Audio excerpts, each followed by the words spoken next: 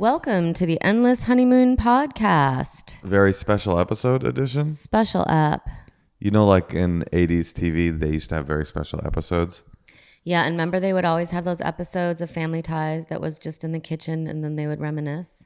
Well, those were very special episodes. I loved those. No, those weren't very special episodes. Those were when the writer's room went on vacation. Oh, yeah. And they had an extra episode they had to release. So they would just do a best of. And then in the kitchen, they'd say, remember when, you guys remember when we had Seth Rogen on right before the pandemic? Mm-hmm. Remember when multiple guests came on our podcast and decided Unadvised podcast was a good idea for them too? That's funny. Do you remember when we were in one location, then we moved to another location, and then we went for the last couple of months to Zooms only with very questionable audio and video feed? Right, because you were away. Well, this is a very special episode today. We're in a third recording location because we were supposed to have this conversation on the batch of episodes that we just did, and I couldn't quite bring myself to bring it up. So if this is an episode, and I still don't even know if it is, it'll maybe come out, and then there'll be 3 weeks of episodes after that with Asif Ali and Justin Willman and Otsko. But I had planned on talking about what I have going on with me on those episodes and couldn't quite find the way to do it with a guest there. So we're here in this austere space discussing it today. Go ahead. Very special episode.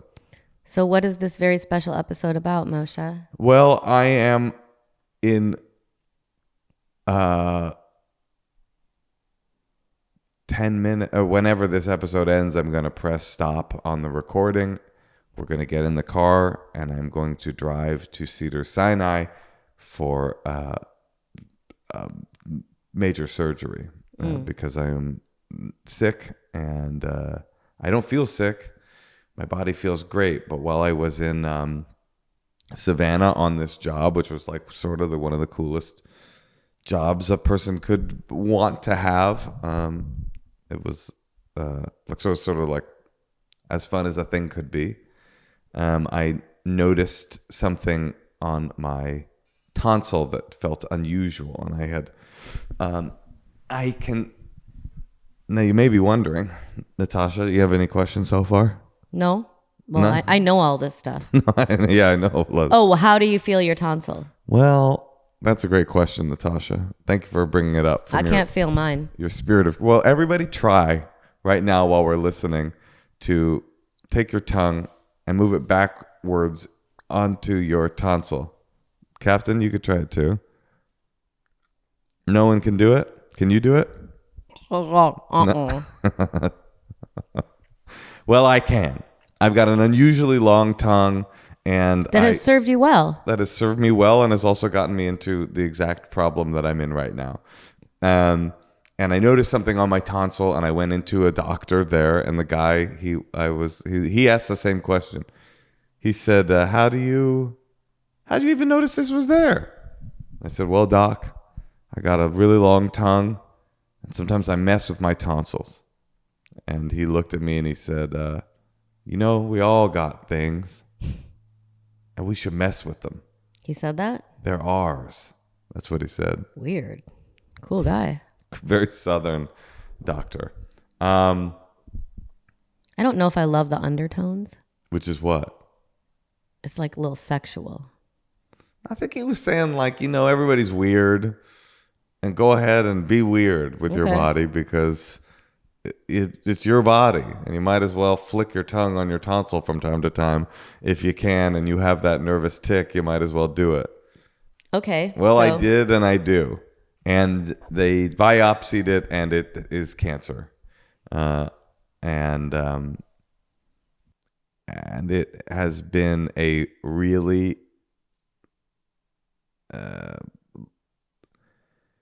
reality-altering nightmare, but also very enlightening and profound time of self-reflection and fear and processing and meditation, and it's been all of the things. I mean, I guess most importantly, I should say that the kind of cancer I have is HPV positive tonsil cancer, which comes from sex, which means that I got it in a really cool way, by being like a super like Lothario. I call it the pimp's cancer. Natasha did not give me this HPV or this cancer. This comes from a time. How do you know who gave it to you? I remember her. Are you kidding? No, I am kidding. Well, you did have a skanks only policy before you met me, so it does Well, make it's sense. not like skanks are the ones that get HPV. Like It's not? No, it's not. It's like 98% of sexually active people have HPV, and out of those people, 1 in 1,000 will get a form of HPV cancer. Women get this cancer on their cervixes. Men get this cancer on their tonsil. And the good news is, before we get into the skanks only policy, which I do want to discuss, the good news is this cancer the cure rate is incredibly high.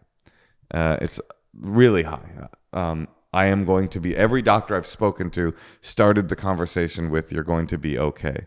And you are going to be okay. Now, how this cancer usually presents itself is it's like a goiter on your neck, right? But you didn't get that. That's how early you caught it. Yeah, I think that's true. And, and that is true. Most men catch this because they have a lump on their neck, and I have been checking for it over and over. I've made a decision. How do women catch it? I don't know. Maybe things have to get worse for them, and maybe it's more because it's internal. I mean, the most frustrating thing about this, in some ways, there's many frustrating things about this, but is that women, is that people don't need to get this anymore. There is a vaccine. Gardasil, the HPV vaccine that you really, listen, I guess my only job in this thing beyond personal self-reflection is to tell people, like, if you're vaccine skeptical, that's fine. Do your thing. Skip the measles and prevent autism if you think that's what it is. But get the fucking HPV one. Like, you do not want your son or daughter going through what I'm about to have to go through. You really, really don't. It really is. The doctor told me that they marketed Gardasil incorrectly. They should have said it's a cancer prevention vaccine, and instead they said it's an HPV prevention vaccine, which made all the people go, well, my kid's not going to have sex, or we're a religious family. They're telling the kids that in the hospital. They're telling the parents that. The parents? Yeah, they're saying that this is a HPV prevention vaccine, and all the religious families go, well, we don't believe in premarital sex. It's like, well, anyway, So what year could you start getting that? I think it's like maybe 10 years earlier than we became sexually active. Yes, our kid has it. And in fact, the vaccine. Yeah. In fact, my brother's wife has it. But, he did. Because she's young. He did marry a much younger woman. So that's how close it was to me not having to deal with what I'm about to have to deal with. And I will get into what I'm about to have to deal with in a minute. But I guess the headline is 95% cure rate. I'm going to be okay. The road to okay is going to be long and pretty arduous. Well, you don't know that. Well, I know that it's going to be arduous. Right. You can't eat for 3 weeks. Yeah, and I'm going to be in an incredible amount of pain. But you also get some oxy. I am going to get oxy, although I do kind of resent when you're talking to a doctor, especially about something like this painful, and they're like, so we've got you on a battery of different drugs to avoid having to give you too many narcotics. And I'm like, are you doing that because it's the best way to make me feel better, or are you doing that to make sure I don't turn into a junkie? Because I don't agree with you on this take. I think it's really important to make sure people don't get dependent on sure, drugs. but isn't that my responsibility, not the hospitals? Their responsibility. No, it's not your responsibility. You get addicted to drugs. It happens all the time. I'm reading Lena Dunham's book right now, and she was like heavily addicted to Klonopin. No offense to Lena, I think she's a genius, but she's not my my watermark for how to avoid excessive behavior. I'm just saying, I am just saying that I would prefer my treatment regimen to err on the side of pain management, not on the side of addiction prevention. I'm a grown-up, and I know I'm not going to get... You're also an addict. Well, there is that, but I don't know if I buy that. My point is, I'm a grown-up, and I know I'm not going to end up strung out on pills. How do you know? Because I'm too strong for that. It's physiological. If you're so strong, then why don't you start dabbling in cocktails again? What's that? If you're so strong, then why don't you start drinking again? Maybe I will. Or smoking weed. First of all, I don't want to drink again. But, by the way, that is a part of what I've been thinking about. First of all, I stopped doing my nicotine. I've got a whole hot take on quitting things now. Okay. I stopped doing my nicotine pouches because I had this thing in my mouth, and one doctor said I should do that, and one other doctor said there's no connection. But I just thought, no more chemicals. Why not? Yeah. Why not? Get rid of the chemicals. You have any questions about me quitting my little nicotine pods? Very impressed. Do you have any questions? How'd you do it? I stopped. No, you used a patch. I used a patch, and actually that brings me to my... Listen, I'm going to be so unlikable in this podcast, but please try to remember I have cancer. So I'm going through a lot, and any unlikability you might sense from me, understand that I'm just constantly thinking. It's been you ever have a 4-cry day? Yeah. You've had a 4-cry day? 3 probably. I'm on 4-cry day. I've been on maybe an infinite. You ever have an infinite cry day? No, I'm not like that. You ain't like that. Unless I'm redecorating and they do something wrong. I can't help it. That stuff makes me cry. Really? They put the wrong tile in. Dude, you should try throat cancer. It's honestly in some ways worse than a bad decorating decision. But I have been, since the moment I remember you came to visit, and it was between the biopsy. Oh, I don't want to get off track. My thoughts about quitting. I quit my Zyn pouches. I put my little... all this said, I might go on nicotine someday again soon. I want to make sure you don't play this clip back for me. But I put a patch on. The patch made me feel crazy and have really crazy dreams. Like really vivid, wild dreams. But then I was going to do the 8-week, step down regimen. And then I was like, why don't I just take this off and see how it feels? And I did. And it sucks. It sucks to quit nicotine. Why didn't you want to keep doing it? But does it suck that bad? I mean, is it? I kind of can't believe the degree to which it was easy. Now, listen, maybe it's easier to quit oral nicotine when you do have cancer of the throat. It's possible that the psychology of that really helped me along shattering the addictive process. My point is, you need to quit stuff. It's not as bad as you make your mind think that it is. But probably no one cares about my theories here. I guess my point is it's not that hard to get off of heroin, and it's just a flu. But where was I? Your hot take that you want the doctor to give you more pain meds and not care about making sure you're not addicted to them. I just feel like it's my responsibility as a human being in the universe to avoid habituating and becoming addicted, not the Cedars-Sinai Medical Association's job to give me the best protocol, not for my pain, but for my psychological dependence on a theoretical... You're wrong. Why do you say that? Because the drugs are beyond people's comprehension. They're beyond your ability to control them. But they're not beyond Cedars-Sinai's comprehension? I'm just saying, I think it's a very smart idea to not to try to make sure that you're not giving people too much of a opiate. I just think that the protocol should be mitigating people's pain, not mitigating people's theoretical bad decisions, because I know that I'm not going to become strung out from this surgical thing. I'm not going to let that happen.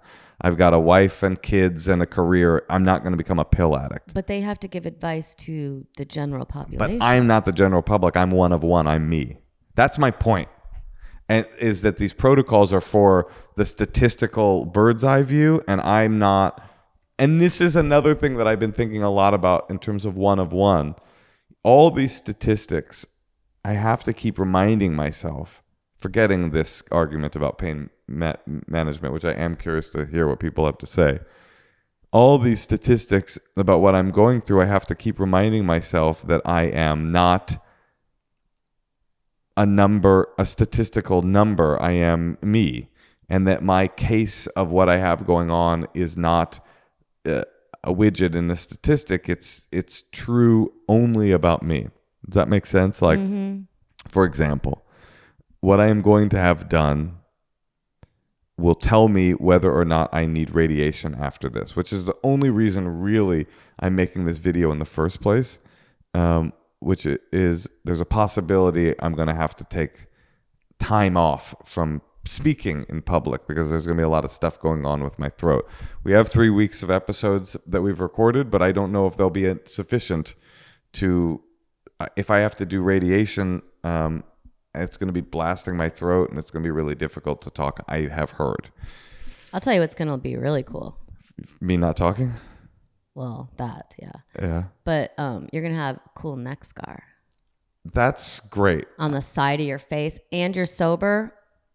People are going to think you're like a badass. That is going to be pretty cool, my gigantic neck scar. It's not going to be gigantic. I hadn't thought of how cool it would be. It's going to be from here to here. Isn't that gigantic? Can you ask them to do like from top to bottom? Well, apparently what they do is they find an existent neck crease. Are you having a hard time hearing about it? Yeah. You brought it up. How are you doing? I'm trying to manage it. But how are you doing? Not very good. Bad. Me bad. Is that all you want to say? Yeah.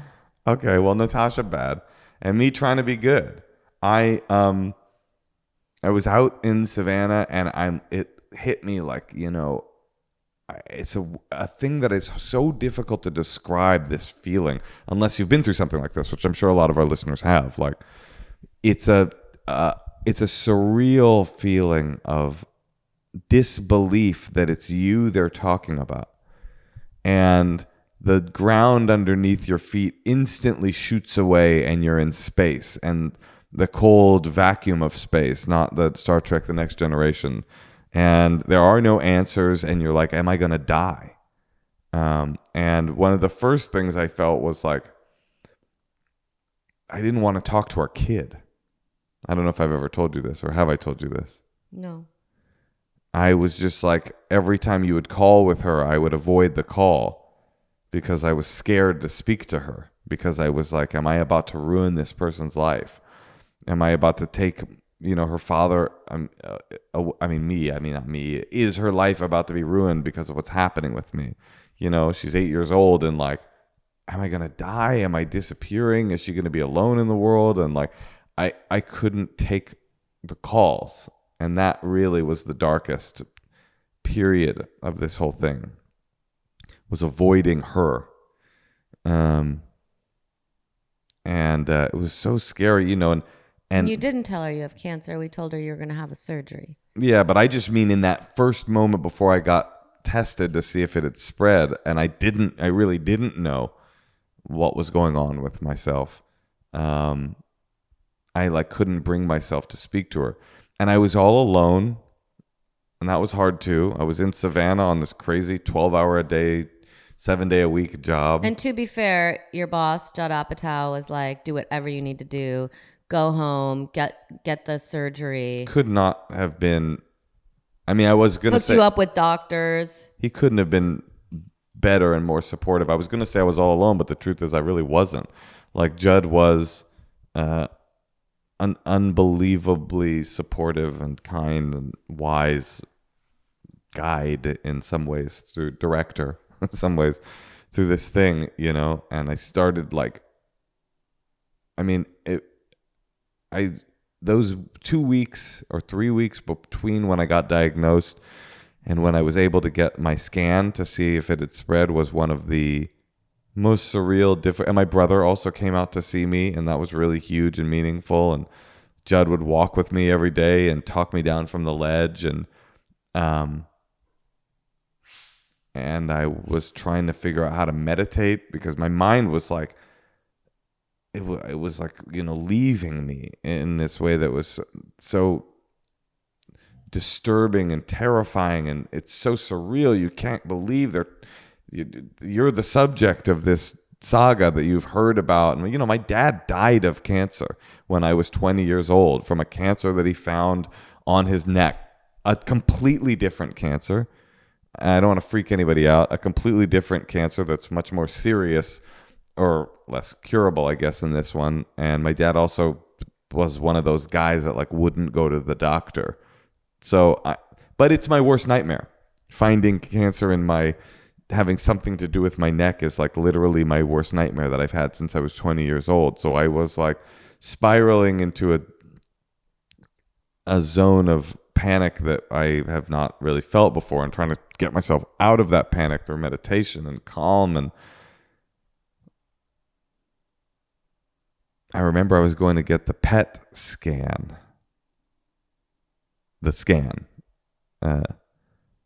And this was the second scan. So I went and I got the scan. Is this boring? No, go ahead. Is it?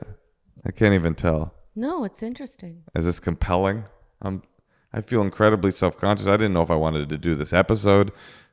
Natasha and I got into an argument about whether we should do it or not, and I didn't know. And part of me is like, yeah, I don't like the public challengey grief thing, but another part of me is like, if I'm gone for 8 weeks and I'm a person that works in the public, and I come back and I've lost 20 pounds, like, it's gonna be weird. So Honey, just so you know, every single person in Hollywood is losing 20 pounds right now. Yeah, but mine is more hardcore. Mine is not as just say you're on GLP-1s. But what about the scar? I'll be like, I was on GLP-1s, but and I got in a knife fight. I was gonna combine them. Oh, okay. Like, I'm on GLP-1s, but I did not realize you were supposed to inject it in your side. I've been doing my straight to my neck or something like that. Wait, so tell me what were you gonna say about the PET scan? I will say that I got to this phase with my panic where I was in such a state that finally my brain just shut off and I couldn't be afraid anymore. I just was like numb. And I thought that was interesting. Like, your brain cannot sustain the level of panic required to have something like this before you find out how bad it is. And I just stopped being that worried. You stopped being worried?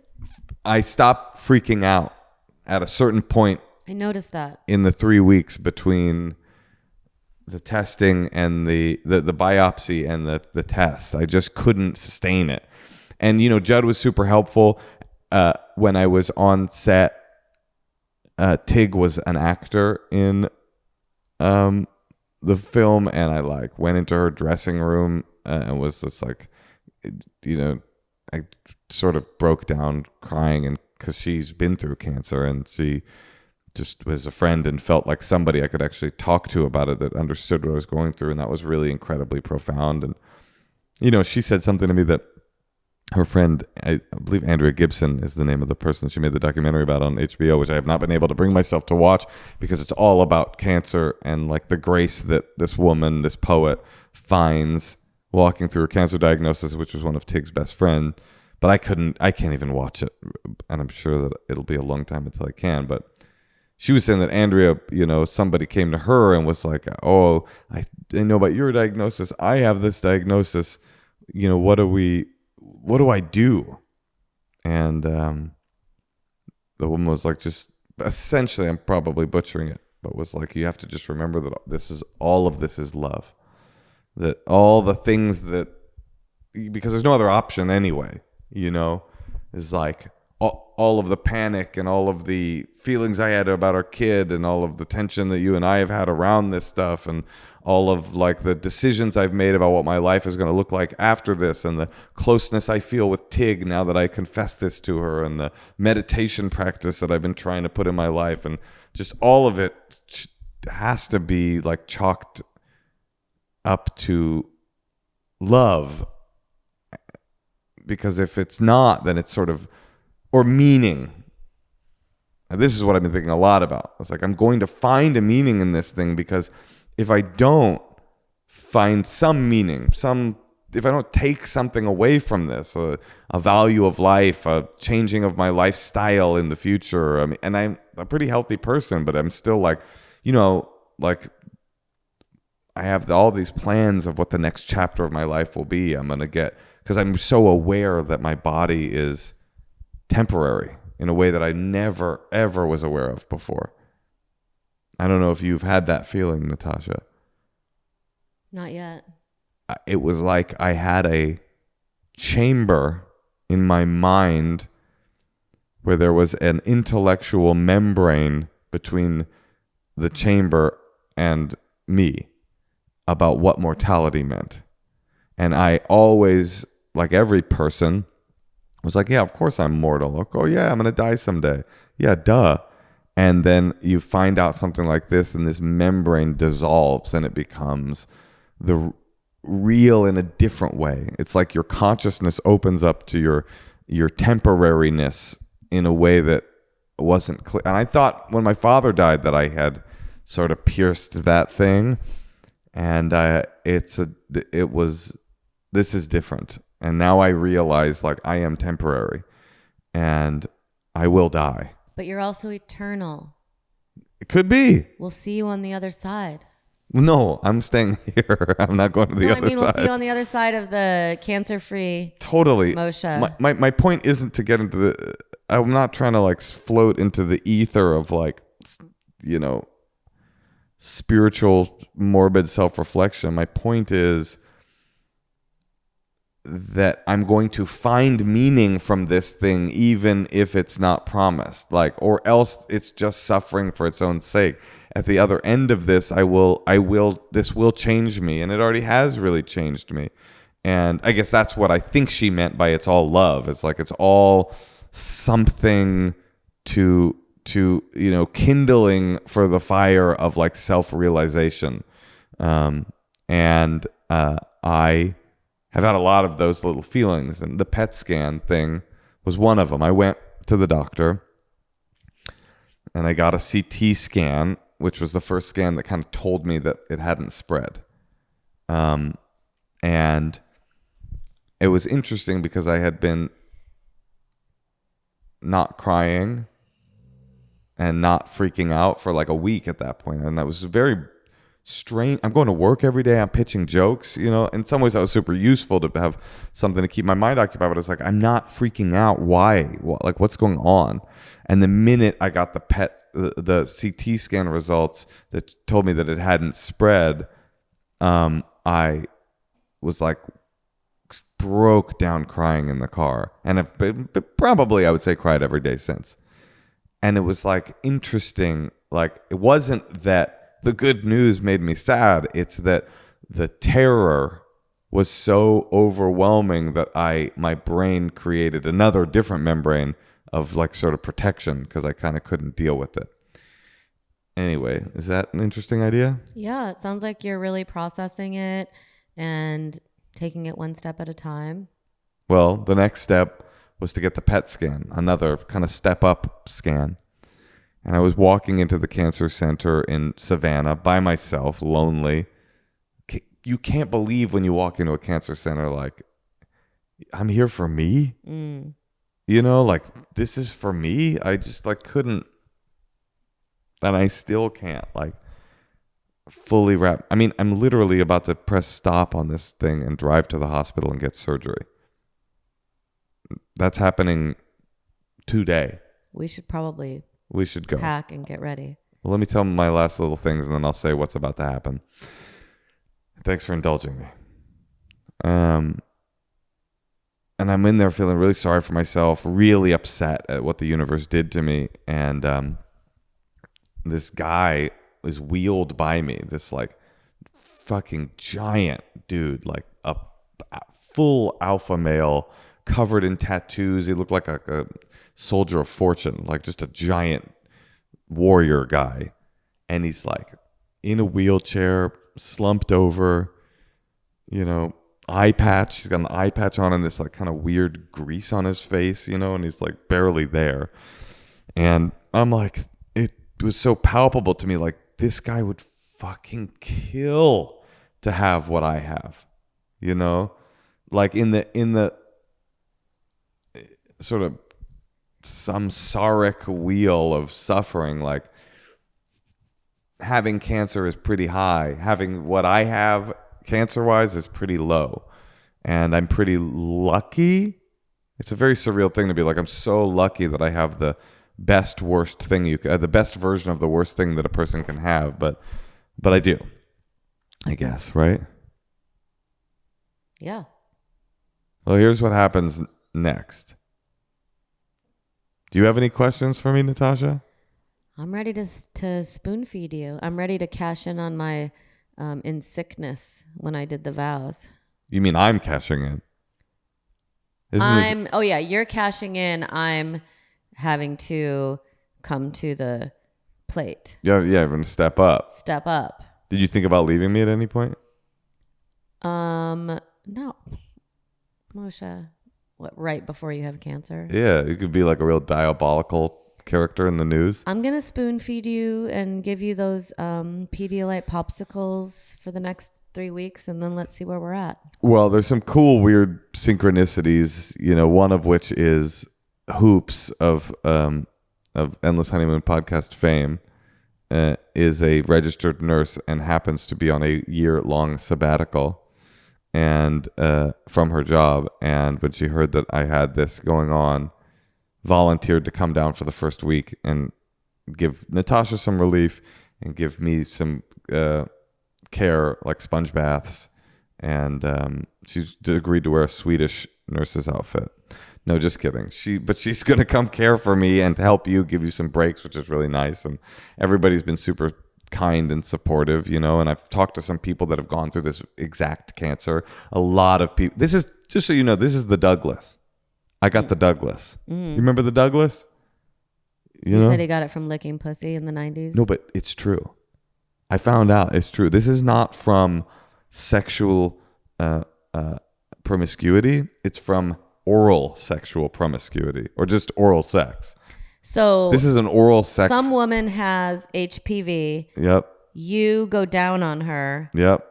And then it festers, and then 20 years later, you get cancer. I think that it's. And then if a woman gives blowjobs to men who have it and lets them come in her mouth. No, I think she gets cervical cancer. I think for women, and I could be wrong about this, I think for women it's cervical cancer. It's HPV cancer that we both share. But I think for women, the cervical cancer comes from intercourse. Ah, that makes sense. And for men, the HPV cancer comes from oral sex. What? So men can't get it from intercourse? Men can't get it from intercourse. I don't know if men can get HPV cancer from intercourse, like on their penis or something. That would be much worse if I had penile cancer, which apparently is a thing. But I don't know if it's from HPV or not. The fact that it's HPV actually makes it incredibly more curable, and the cure rates are about 95%. Also, it makes it cooler. Like you can tell your buddy, like, oh, this cancer, I got this cancer from munching box. That's what you say. That's what you said in your rave days in the 90s. So you were basically... It's a medical term, honey. Munching box is what the doctor said. So you were sober, but you were basically...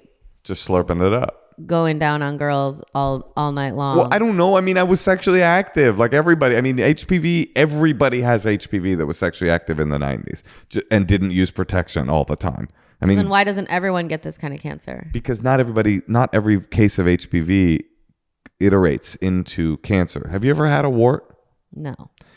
Well, the wart You mean even on your finger or even on your something? finger. All warts I are haven't, but I know what they are. okay. So a wart, like, you have the virus inside of you, and it attempts to grow, and then your body's constantly fighting your HPV or your wart virus away, and then once in a while it iterates in a way that it can't fight it away, and you get a wart, and that's how warts come to your body.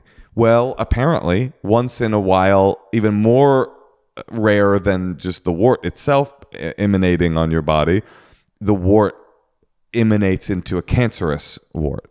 And that is what they cut out of me, this Savannah guy. And I can picture it in my mind right now as like a little alien looking bumpy thing that he pulled out of my tonsil. He showed it to you? Yeah. The little thing that wants to kill me. And so now what do I do? Now I'm stage 1, I should say. I am stage 1. And that is probably because my beautiful long tongue caught this thing early enough that it hadn't spread to multiple lymph nodes. But that's what they're going to find out. I'm going to go to the hospital right now. I'm going to get sedated. They're going to put a robot in my mouth. Don't think about it. I can't not think about it.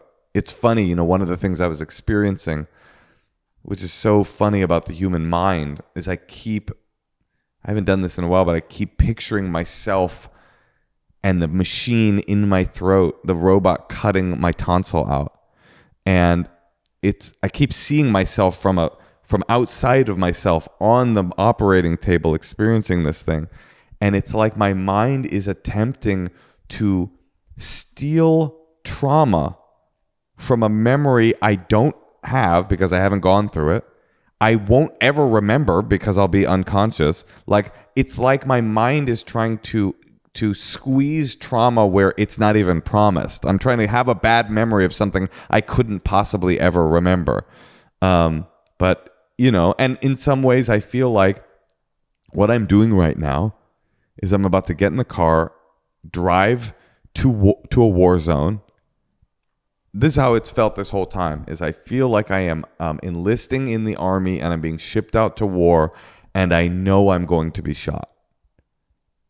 But you're not, and then that would mean that you die, but you're not. No, I'm not going to die. I know that the wound won't kill me, but I know I'm going to be wounded. And you're being very brave. Well, thank you. Why do you think that? Yeah, you're not like lashing out at your family or like not unable to work or unable to talk to your fans, Well, we did get into an argument earlier, but maybe that was because I'm scared and lashing out. I don't know. All right, well, wish Moshe luck. Do you want me to tell you do I tell people what I'm about to do? Oh, sure. What time we got? 10:02. Yeah, we got time. So I'm going to get in the car. I'm going to drive to Cedar Sinai. They're going to put a robot in my mouth. Probably they'll give me some anesthesia before. I will be asleep for it. They will cut out my tonsil and the surrounding tissues around it. Then that's called a radical tonsillectomy. And it's cool that it's like the most surfy SoCal way to describe a tonsillectomy. Do you want me to not describe this? If you want to. Then they cut. I mean, I don't have to. Do it. Maybe some people are interested. Then they cut open my neck in what is called a neck dissection, which is the worst named procedure I could possibly imagine. And they're going to remove about 25 lymph nodes from my neck. And I will not miss them. I will not miss my tonsils, apparently. But the surgery is, as my doctor said, no joke. And I definitely did not need the phrase no joke in my medical jargon. I have a question. Yeah? What if you were little and you had your tonsils removed? Could you still get that cancer?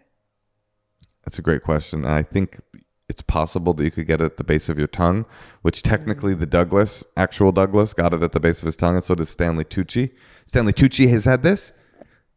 Michael Douglas has had this, and they all lived to lick another P-bone.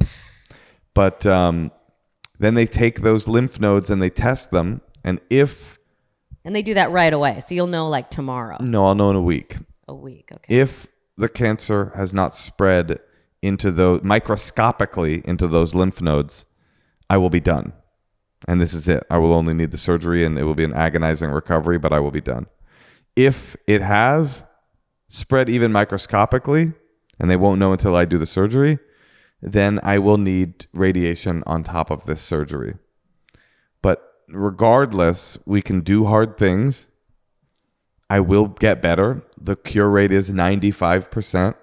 I will get to the other side of this thing.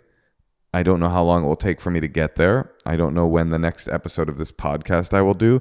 I don't know when I'll be on stage again. You don't know when you're going to feel good enough to lick some more pussy. I feel they told me I'll be able to lick pussy directly after the surgery. Well, they know that the people, honey, they know that the people who have this cancer are passionate about that particular activity. Obviously, this is how they got there. So they that was the first thing they said. They said, don't worry. The doctor said, every doctor I talked to said, don't worry, you're going to be okay. And then they followed it up by saying, and you will lick pussy again soon. They all said that. But, it's going to be a difficult time for me. Send Moshe your wishes and your love. It has been a difficult time for me. It's been the worst thing I've ever experienced, and I haven't even experienced it yet. It's been days of crying. It's been, a lot of mortality realization and fear, but also a lot of beauty and care from people that love me, and a deeper meditation practice and a commitment to my body and to my health for the next phase of my life. I feel like I'm entering phase 2 of my life. It really feels that way. And I am totally terrified right now to go to the hospital, which is probably why I'm not signing off on this podcast. But there's no way out of this other than through it. And I'm about to go through it. So, I'll sign off for you. You can sign off for me. So, wish Moshe luck. See you soon. This is great. See you soon. See you soon, everybody. And have fun. I'll definitely have fun. Nothing is funner. It's an old saying. There's nothing funner than throat surgery. And that's what I'm going to go do right now. My tongue was long enough to discover my early cancerous cells. So it got me into this mess. And by gum, it's going to get me out of it too. I will be okay. And maybe at the end of the summer, I'll be in a lake again, in a hot spring, jumping off a cliff. Until that time, be good to yourselves. And I love you. I love you too.